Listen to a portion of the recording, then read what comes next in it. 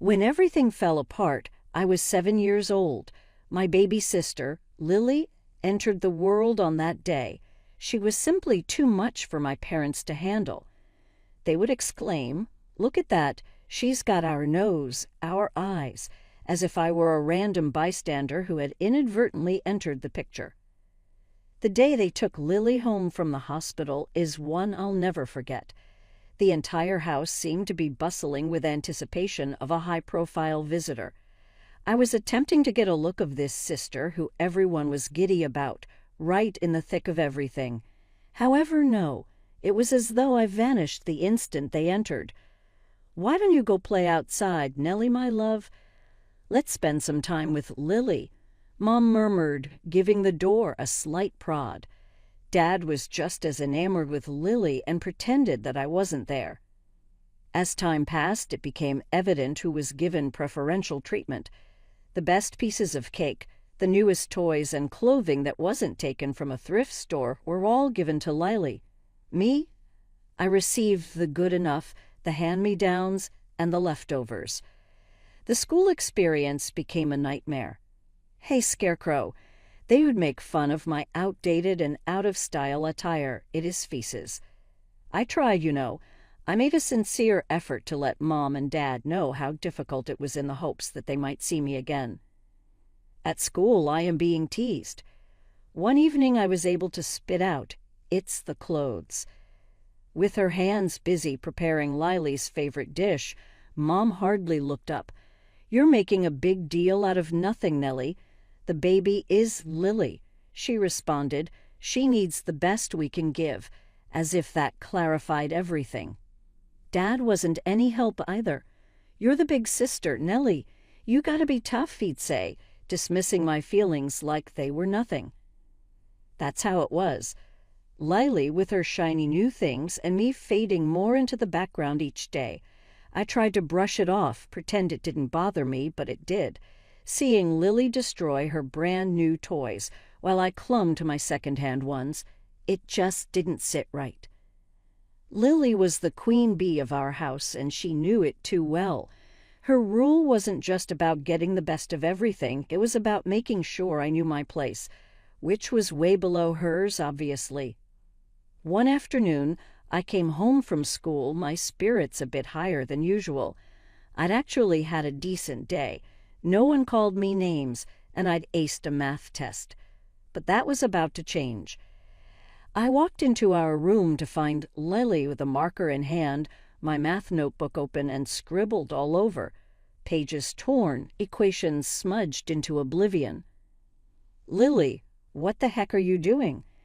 I yelled, snatching the notebook from her grasp. She just looked up at me, her eyes wide with fox innocence. "I was just drawing. It looked boring," she retorted, her voice dripping with disdain. Boring? That was my homework. How am I supposed to turn this in now?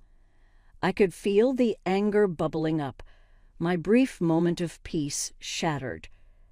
"Oh, boo-hoo. Just tell the teacher your dog ate it," she smeared, rolling her eyes and hopping off the bed, clearly not done wreaking havoc. Fuming, I gathered the ruined pages, trying to salvage what I could. It was then that Mom walked in, her eyes immediately drawn to the mess. "What happened here?" she asked, her tone already accusing me. "Lily destroyed my math homework with her art," I said, trying to keep my voice steady despite the injustice burning inside me. Mom turned to Lily, who by now had perfected her, "Who, me?" "Look." "I didn't mean to. I was just playing," she said, the picture of innocence. And just like that, I knew I was the one who'd end up in trouble. "Nellie, can't you see? She didn't do it on purpose. You're older, you should understand," Mom chided, her words a slap in the face. The days turned into a never-ending loop of Lily's cruelties. She'd ruin my stuff, play the victim, and I'd get the heat. Clothes, books, even my few cherished items from Grandma. Nothing was safe. One day I caught her red-handed, pouring paint over my school project. "Lily, that's my project." "Why?" I shouted, grabbing the paint bottle from her. "It's funny. You should have seen your face," she laughed, her enjoyment of my misery clear as day. That was it. I'd had enough.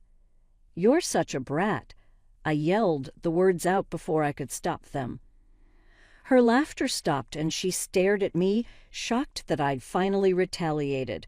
But then, as predictable as the sunrise, her eyes filled with tears and she ran out of the room, wailing like I'd struck her. Mom was on us in seconds, her face a mix of concern for Lily and anger towards me. "What did you do to your sister?" she demanded, her hands on her hips. "She ruined my project, and I called her out on it," I protested, knowing it was futile. "Lily's just a child. Nellie, you're the adult here. Apologize to your sister," Mom ordered, her voice leaving no room for arguments. Apologize for what? Standing up for myself. The unfairness of it all was suffocating, but I knew arguing would only make things worse. So I swallowed the lump in my throat, nodded, and went to find Lily. In the midst of all the chaos at home, I found my escape in books. Grandma had this old bookshelf in her living room, crammed with every story you could imagine. From the first time she showed it to me, I was hooked. It was like stepping into another world, one where I wasn't just the overlooked older sister. "Nellie, try this one," Grandma would say, handing me a thick novel with a worn-out cover. "It'll take you on a grand adventure." I'd sit there, curled up on her couch, diving headfirst into tales of distant lands and daring heroes. For a few hours, I could forget about Lily and the constant comparisons at home. One day, Grandma caught me reading instead of doing my homework. "Nellie, you know you've got responsibilities," she chided, but her eyes twinkled with understanding. "Yeah, I know, but these stories, Grandma, they make me feel different. Like I'm not just me," I tried to explain, struggling to put into words how much those books meant to me. Grandma sat down next to me, her arm wrapping around my shoulders. "Books are special, Nellie. They're friends who never let you down. But remember, the real world is out there, too. You've got to find your place in it." Back at home, Lily noticed my growing obsession with reading. "Why you always have your nose in a book? It's so boring," she'd scoff, her disdain for anything that didn't revolve around her clear as day. "It's better than dealing with you," I'd snap back, immediately regretting letting her get to me. "Whatever, nerd. Enjoy your stupid books," Lily would retort, flouncing off to report my rude behavior to Mom and Dad. Mom didn't get it either. "Nellie, why don't you spend more time with your sister instead of reading all day? You're setting a bad example." How was I setting a bad example by trying to find some peace? It was like they were speaking a different language, one where logic and understanding were foreign concepts. "Because she doesn't get it. She doesn't get me." "No one here does," I said, once my frustration boiling over. "All this reading's making you moody. Maybe you should take a break," Mom suggested, completely missing the point. A break from the one thing that made me happy. No way. Those books were my lifeline, transporting me from a home where I felt invisible to places where anything was possible. I wasn't about to give that up. Evenings at Grandma's became my sanctuary. She never judged, never told me I was reading too much or wasting my time. Instead, she'd just smile and pass me another book. "You're a lot like me, Nellie, a dreamer, and that's a good thing," she'd say. "Thanks, Grandma. It's just hard at home," I admitted, the words spilling out before I could stop them. "I know, dear, but remember the people in those stories you love. They face challenges, they struggle, but they never give up. You've got that same spirit in you." Those books and the time with Grandma were like a lifeline for me, but everything took a hit when I turned 17. Grandma passed away.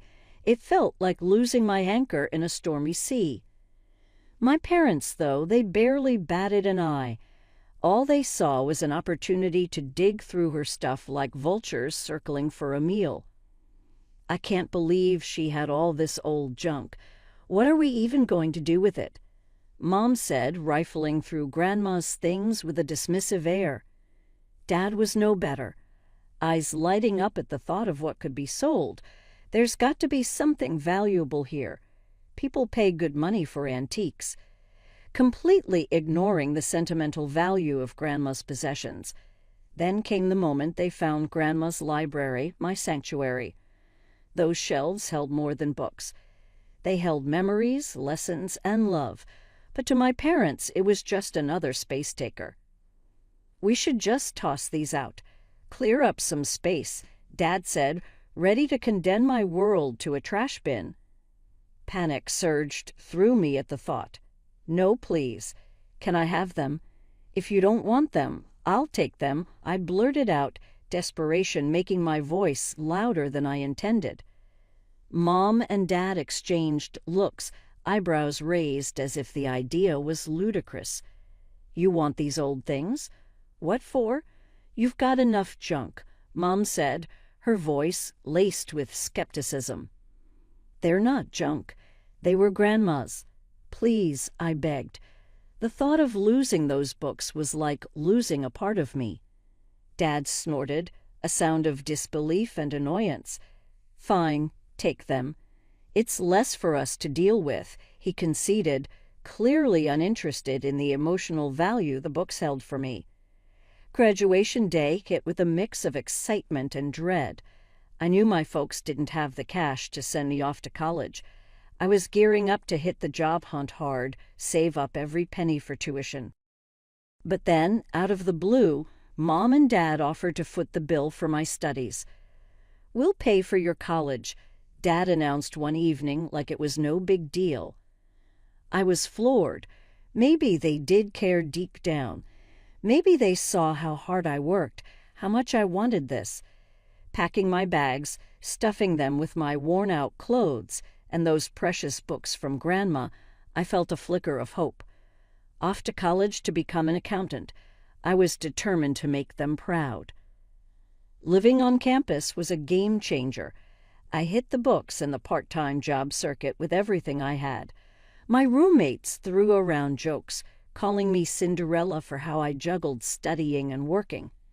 You're going to miss your youth, buried in those books and work, they'd laugh. But I didn't mind. I had my eye on the prize. Then the bomb dropped.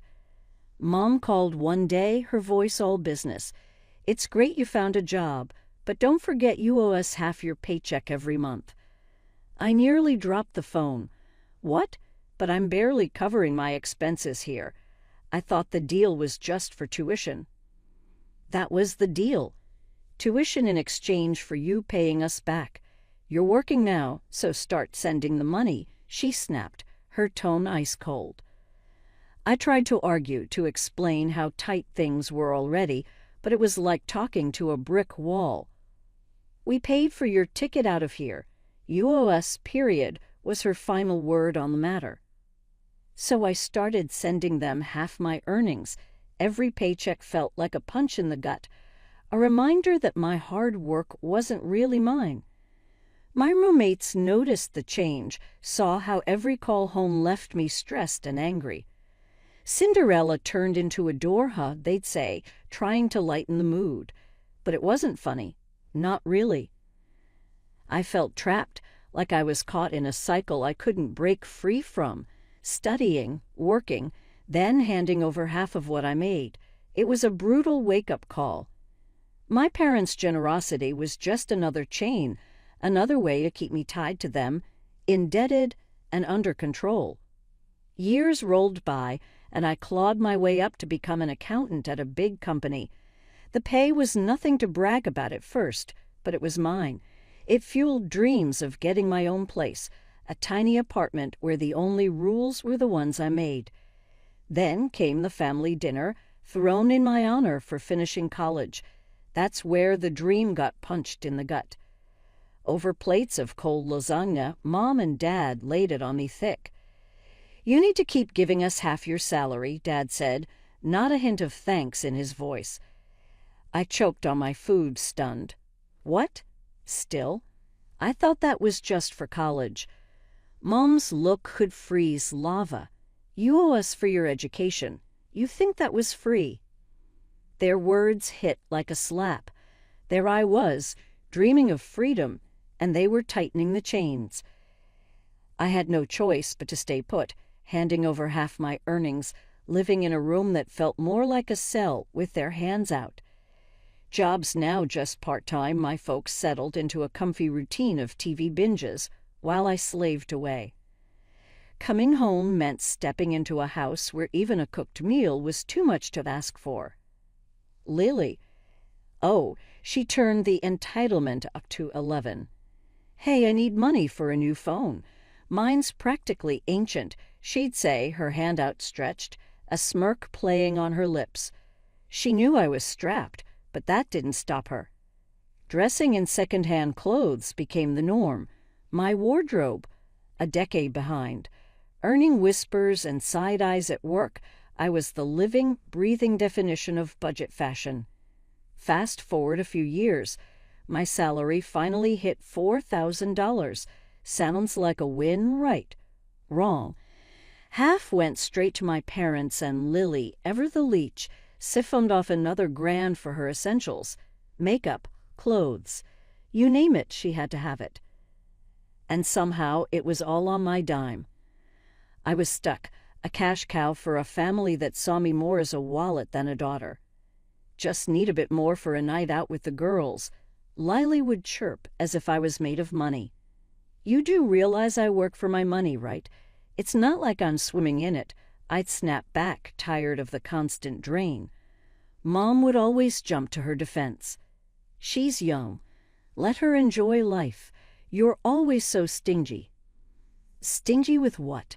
The pennies? I was left with nothing but frustration. Every day felt like a battle, coming home to demands and complaints. My own needs always came last on the list. Turning 30 should have felt like a milestone, a reason to celebrate, or at least acknowledge that I'd survived 3 decades. But as fate would have it, my big day slipped by unnoticed by those who were supposed to be my nearest and dearest, my parents and Lily. I walked into the house that evening, half expecting a surprise. Maybe a small cake or a happy birthday tossed my way. Instead, I found nothing but the usual indifference. Hey, you guys remember what day it is?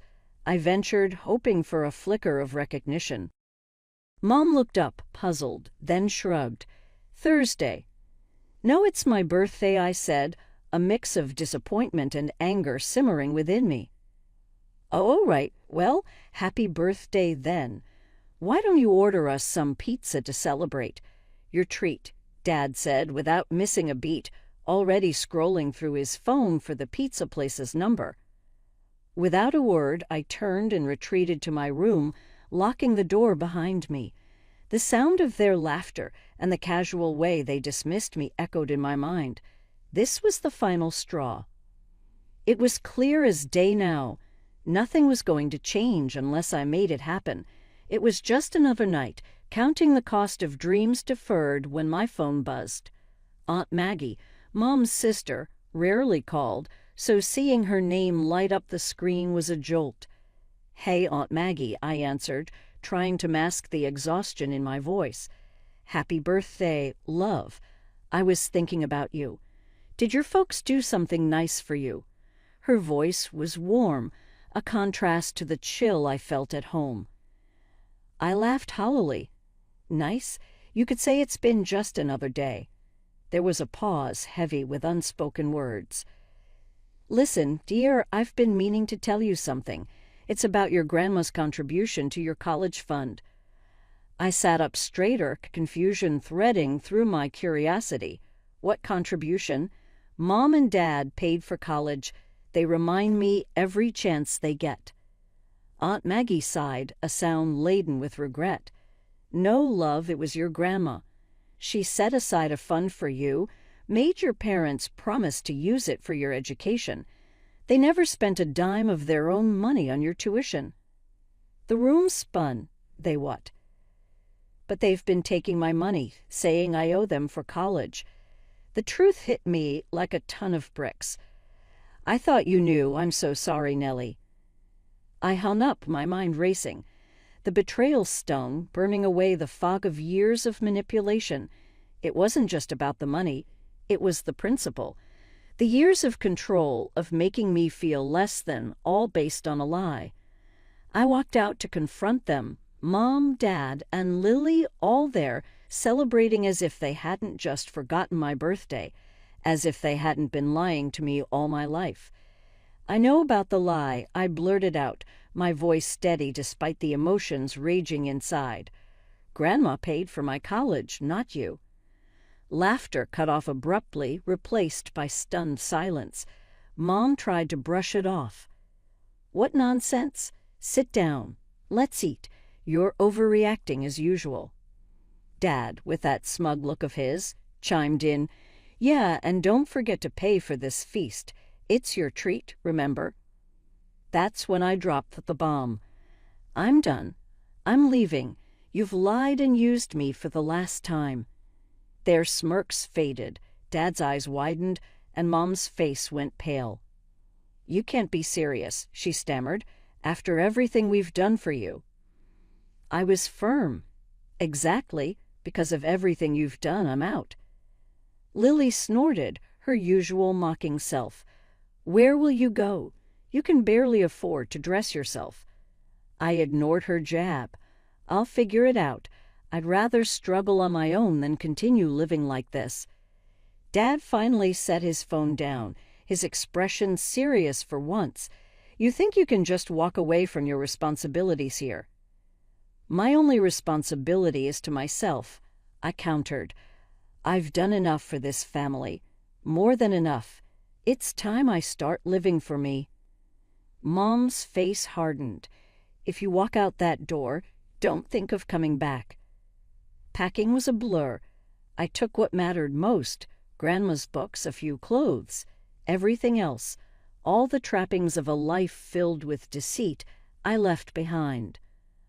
I found a place small but mine, a little apartment that felt more like home than any house I'd ever lived in. The shock of realizing I could actually afford to live on my own without scrimping or saving every penny for them was liberating.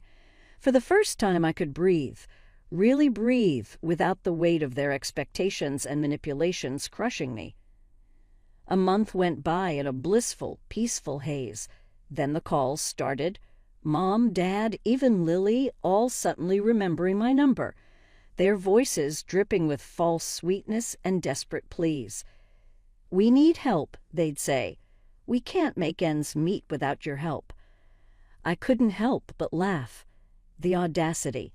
After years of taking and taking, they were asking for more. This time I was ready. I blocked their numbers, cutting off the last tie to a past I no longer wanted any part of. Life in my new apartment was like breathing fresh air after being underwater for too long. I filled it with plants, cozy cushions, and of course Grandma's books, which took pride of place on the shelves. My first morning there, I remember making coffee and just sitting on the floor, surrounded by boxes, feeling an overwhelming sense of peace. It wasn't long before I had to dive into work, and that's where I really started to see the changes in me. I wasn't just more confident, I felt empowered, like I could tackle any challenge thrown my way. My colleagues noticed too. Nellie, you've been on fire lately, Jenna, a close colleague, commented as we grabbed lunch one day. I smiled, stirring my coffee. Feels like I've finally woken up, you know. Yeah, I do. It's awesome to see. You're like a whole new person. That whole new person vibe wasn't just in my professional life. For the first time, I started to invest in myself, too. I picked up hobbies that I'd always wanted to try but never had the time or energy for, thanks to my previous family obligations. I started painting, something I hadn't done since I was a kid, and joined a local hiking group. Life felt full, vibrant, and entirely mine. My pillar of support throughout this period was Aunt Maggie. She never wavered in her support and was always available by phone, willing to listen or give guidance. She invited me to join her for supper one evening. We had made it a monthly ritual. She brought up a topic I hadn't anticipated when we went down to dine. "I've been thinking, Nellie, for yourself, you've done incredibly well. Truly made a difference in your life. If you were to inherit my house, how would you feel? You are the only person I can think of who would adore it as much as I do, so I wanted to go to you."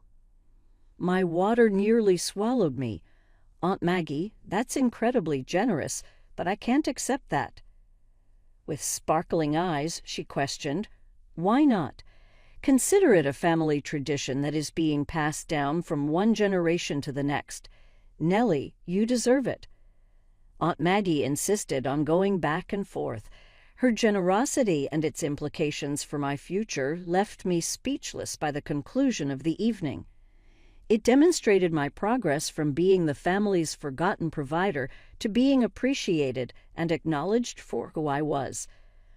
When I looked back on my trip, I saw that it was the best choice I had ever made to leave my family's poisonous dynamics. It went beyond simply becoming financially independent or getting away from their incessant demands. It was about figuring out who I was and how valuable I was beyond their estimation. Now life served as a testament to the strength of change and the ability to make difficult decisions for one's own happiness and well-being. I discovered that sometimes the family you build matters just as much as the one you are born into, and that sometimes you have to be willing to let go of everything you believe to be true in order to discover your actual purpose in life.